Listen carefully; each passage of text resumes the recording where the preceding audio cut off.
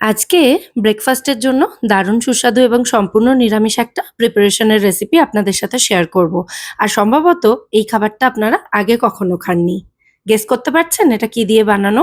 আচ্ছা দাঁড়ান, আগে ইন্ট্রো দিয়ে নিই, তারপর বলছি। নমস্কার বন্ধুরা, মেঘার সাথে বাঙালিয়ানার আরো একটি নতুন পর্বে আপনাদের সবাইকে স্বাগত। তো আজকে ব্রেকফাস্টের জন্য একটা ইনস্ট্যান্ট ঢোকলার রেসিপি শেয়ার করব। আর এই ঢোকলাটা আমি বানাবো শ্যামা চাল বা শ্যামা দানা দিয়ে। এটাকে অনেকে কাউন চালও বলে থাকেন। তো আমি এখানে হাফ কাপ পরিমাণে শ্যামা চাল বা শ্যামা দানা নিয়েছি। আর একটা মিক্সার জারে এটাকে দিয়ে মিহি করে গুঁড়ো করে নিচ্ছি। শ্যামা দানাটা আমি একটা ছাঁকনির ওপরে দিয়ে একটু চেলে নিয়েছিলাম, যাতে ওর মধ্যে ধুলোবালি থাকলে সেটা বেরিয়ে যায়, যেহেতু চালটা এখানে ধোয়া যাবে না সেই জন্য। আর প্যাকেটের শ্যামাদানা ইউজ করার চেষ্টা করবেন, তাতে কিন্তু ময়লাটা একটু কম থাকে। এবার এই শ্যামাদানার গুঁড়োটার মধ্যে আমি দিয়ে দিচ্ছি কুট্টু আটা 2 টেবিল চামচ মতো, সাথে 2 থেকে আড়াই টেবিল চামচ মতো টক দই দিচ্ছি। কুট্টু আটা না থাকলে বাড়িতে আটা ময়দা যা থাকবে সেটাই দিতে পারেন, তবে আমি এটা উপোসের জন্য বানাচ্ছিলাম সেই জন্য কুট্টু আটা ব্যবহার করেছি। দিয়ে দিলাম এর মধ্যে হাফ কাপ পরিমাণে জল, মানে হাফ কাপের অর্ধেকটা জল এখানে দিলাম প্রথমে, দিয়ে একটু মিশিয়ে নিচ্ছি। তারপর বাকি জলটা এর মধ্যে দিচ্ছি, মানে টোটাল হাফ কাপ পরিমাণে জল ব্যবহার করেছি। প্রথমে চামচ দিয়ে একটু মিশিয়ে নিয়ে তারপর মিক্সিতে এটাকে জাস্ট কয়েক সেকেন্ডের জন্য ঘুরিয়ে নেব, তাহলে সবটা একসাথে ভালোভাবে মিশে যাবে। তো দেখুন, শ্যামাদানার ঢোকলার বেসিক এই মিশ্রণটা এখানে একেবারে রেডি হয়ে গেছে। এবার এই মিক্সার জারে সামান্য একটু, ওই 2 চামচ মতো জল দিয়ে ভালো করে মিশিয়ে এর মধ্যে দিয়ে দেব, যাতে জারে লেগে থাকা একটুও মিশ্রণ নষ্ট না হয়। ভালো করে মিশিয়ে দিয়েছি। এবার এটাকে ঢাকা দিয়ে 10 থেকে 15 মিনিটের জন্য এভাবেই রেখে দেব। এতে শ্যামাদানাটা একটু ফুলে যাবে এবং ব্যাটারটা কিন্তু আরো একটু ঘন হয়ে যাবে। দেখুন ব্যাটারটা আগের থেকে একটু ঘন লাগছে। তো এবার এর মধ্যে আরো বেশ কিছু উপকরণ দিয়ে দেবো। প্রথমেই একদম মিহি করে কুচোনো কাঁচা লঙ্কা এবং ধনেপাতা দিলাম। এর সাথে দিয়ে দেবো এর মধ্যে স্বাদ অনুযায়ী সন্দক লবণ। সমস্ত কিছু একসাথে ভালো করে মিশিয়ে নিয়ে এর মধ্যে একটু রেড চিলি ফ্লেক্স দিয়ে দেবো। এটা যদিও সম্পূর্ণ অপশনাল, চাইলে নাও দিতে পারেন। আবারও ভালো করে মিশিয়ে নিচ্ছি। এবার সবশেষে এর মধ্যে দিয়ে দেব ইনো ফ্রুট সল্ট। এর পরিবর্তে আপনারা কিন্তু বেকিং সোডা বা খাবার সোডাও দিতে পারেন। আর এই 1 প্যাকেট ইনোর অর্ধেকটা আমি এখানে ব্যবহার করব। দেখুন চামচে ঢেলে নিচ্ছি, তাহলে আপনাদের পরিমাণটা বুঝতে সুবিধা হবে। দিয়ে এই মিশ্রণটার মধ্যে দিয়ে ভালো করে মিশিয়ে নিচ্ছি। দেখুন এর মধ্যে প্রচুর এয়ার বাবলস তৈরি হয়েছে সঙ্গে সঙ্গেই। তো এবার এর মধ্যে 1 চামচ মতো গলানো ঘি দিয়ে দিলাম। আপনারা এখানে সাদা তেলও দিতে পারেন, তবে সেক্ষেত্রে সানফ্লাওয়ার অয়েল বা পিনাট অয়েল ব্যবহার করার চেষ্টা করবেন, যদি উপোসের দিনের জন্য বানান। আর না হলে এমনি যে কোনো সাদা তেল দিতে পারেন। তো আবারও ভালো করে মিশিয়ে ব্যাটারের বাটিটাকে আমি সরিয়ে রেখেছি। আর এবার ঢোকলাটা আমি যেটাতে স্টিম করব সেই টিফিন বক্সটা নিয়েছি, তার মধ্যে একটু তেল মাখিয়ে একটা বেকিং পেপার সমান করে কেটে বিছিয়ে দিয়েছি।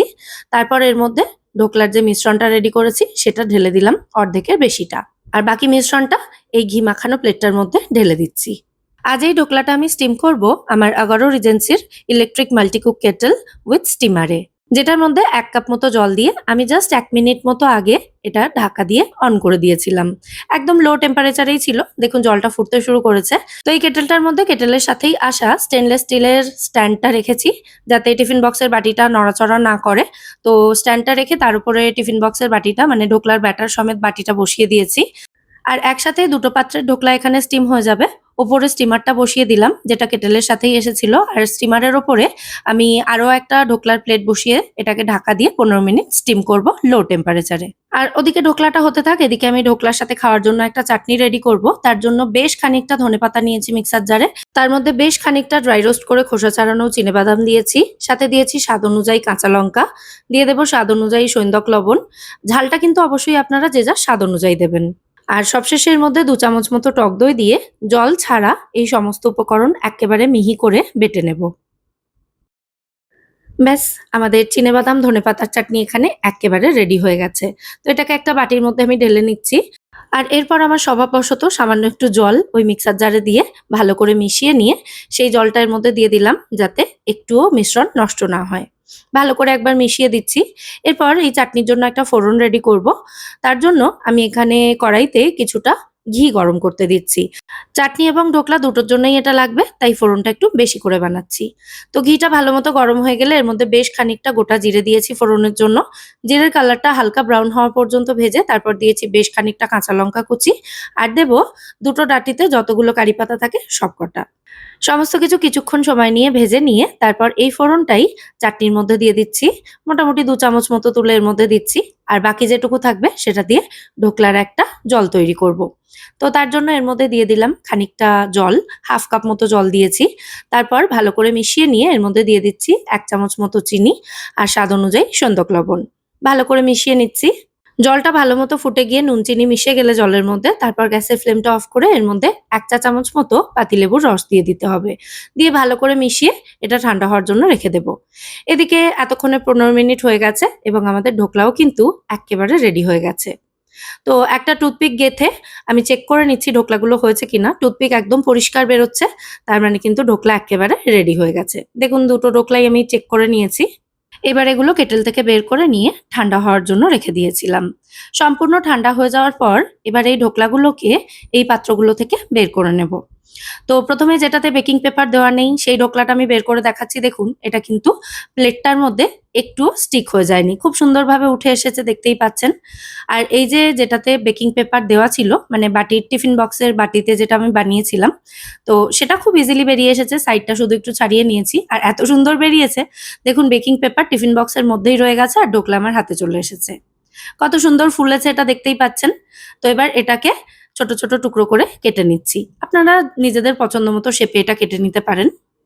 তো এক্কেবারে নরম তুলতুলে সম্পূর্ণ নিরামিষ দারুণ সুস্বাদু সামাদানার ঢোকলা এখানে এক্কেবারে রেডি। দেখতেই পাচ্ছেন কতটা সফট হয়েছে। তো এবার এই ঢোকলাগুলো যখন এক্কেবারে ঠান্ডা হয়ে গেছে, তখন এই ঢোকলার জন্য যে জলটা রেডি করেছিলাম সেটাকে হালকা গরম করে এর ওপর থেকে ঢেলে দিচ্ছি। যারা একাদশীর ব্রত করেন তারা এটা বানিয়ে খেতে পারেন, অথবা যেকোনো উপোসের দিনে খাওয়া যেতে পারে, বা কোনো রিজন ছাড়া এমনিই খাওয়া যেতে পারে। দারুণ লাগে খেতে। যেকোনো দিন ব্রেকফাস্টে এটা বানাতে পারেন। বানানো কতটা ইজি সেটা তো দেখলেনই। আর এটা কিন্তু সুপার টেস্টি হওয়ার সাথে সাথে বেশ হেলদিও হয়। আমার হাসব্যান্ড যেহেতু এই বছরটা সমস্ত একাদশী পালন করছেন, তাই ওর জন্যই চেষ্টা করি আমি বিভিন্ন রকম খাবার ঘুরিয়ে ফিরিয়ে বানাতে, আর সেগুলোই কিছুটা আপনাদের সঙ্গেও শেয়ার করি।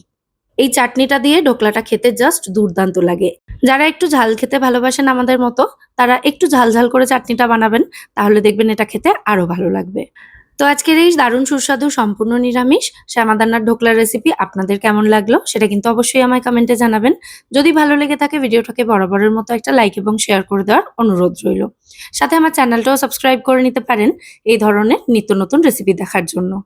আর যারা চ্যানেলটা সাবস্ক্রাইব করবেন তারা পাশে থাকা বেল আইকনটা ক্লিক করে অল নোটিফিকেশন অপশনটাও অবশ্যই অন করে দেবেন, সমস্ত নিত্য নতুন রেসিপি ভিডিওর আপলোড নোটিফিকেশন সবার আগে পাওয়ার জন্য।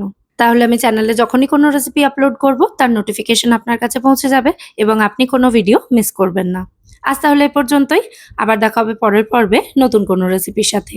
সবাই সুস্থ থাকবেন, ভালো থাকবেন এবং সবাইকে খুব ভালো রাখবেন। নমস্কার।